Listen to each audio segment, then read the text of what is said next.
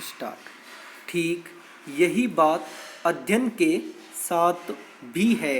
अध्ययन की अपनी एक निश्चित वैज्ञानिक पद्धति होती है, लेकिन जब इस पद्धति का उपयोग किया जाता है तब हर विद्यार्थी के साथ अलग अलग तरह की घटनाएं घटती है। इसका कारण बहुत साफ है।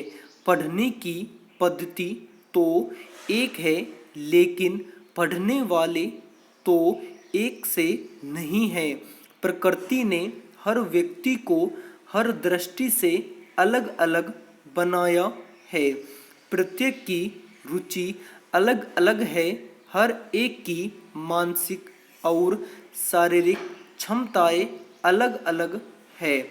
प्रत्येक के जीन्स अलग अलग है और हर एक की परिस्थितियां और वातावरण अलग है।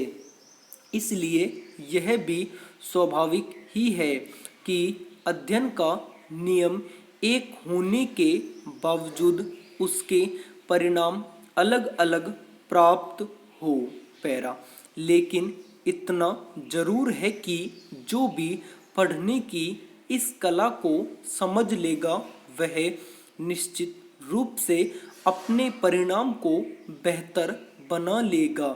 यह तो हो सकता है कि तुलनात्मक दृष्टि से वह दूसरे से अधिक बेहतर न हो, लेकिन यह नहीं हो सकता कि वह तुलनात्मक दृष्टि से स्वयं से भी बेहतर नहीं होगा। यह संभव ही नहीं है। बदलाव होगा और पक्के तौर पर होगा। यह प्रकृति का एक शाश्वत नियम है कि जब कोई भी काम व्यवस्थित तरीके से किया जाता है तो उसके परिणाम पहले से बेहतर ही होंगे। जंगल में पेड़ उगते हैं बिना देखभाल के, वे काफ़ी बड़े भी हो जाते हैं, लेकिन इसका मतलब यह नहीं है कि उनकी देखभाल की ज़रूरत ही नहीं होती।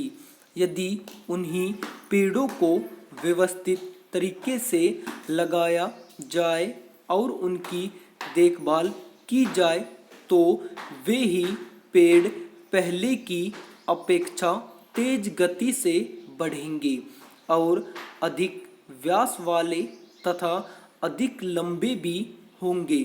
हमें इस तथ्य को स्वीकार करना चाहिए। मैं यह कुछ ऐसी बातों की चर्चा कर रहा हूँ जिन्हें पढ़कर अभी आपको यह लग सकता है कि इन बातों का भला अध्ययन की कला से क्या लेना देना है, लेकिन मुझे आपसे धैर्य की अपेक्षा है। सच पूछिए तो अध्ययन की कला अपने आप में इतनी अधिक व्यापक और गहरी है कि जब तक उसकी सारी बातों को बताया न जाए तब तक आप इस कला को पूरी तरह सीख नहीं पाएंगे। इसलिए मैं आपसे थोड़ी छूट ले रहा हूँ। पैरा अध्ययन का सीधा सादा अर्थ तो यही है, पढ़ना। व्यापक अर्थों में अध्ययन करने का संबंध केवल किताब पढ़ने से नहीं होता। आप एक व्यक्ति के व्यवहार का अध्ययन कर सकते हैं। आप पर्यावरण का अध्ययन कर सकते हैं, भले ही हम इसे पर्यवेक्षण कहें, लेकिन यह मूलतः अध्ययन करना ही है। यह बात जरूर है कि अध्ययन करने से है, लेकिन अपनी व्यापकता में अध्ययन का अर्थ हो जाता है किसी भी बात के बारे में जानना, यही अध्ययन है। यह बात अलग है कि हम उसे देखकर जान रहे हैं या पुस्तक के माध्यम से जान रहे हैं या सुनकर जान रहे हैं।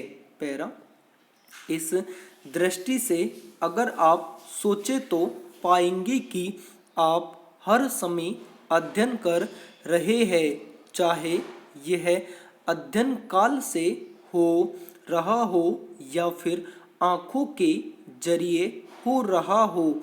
इस प्रकार हमारे अध्ययन करने के जो तरीके हमारी मदद करते हैं वे हैं देखना, सुनना, पढ़ना, सोचना, लिखना, समझना और बोलना आदि।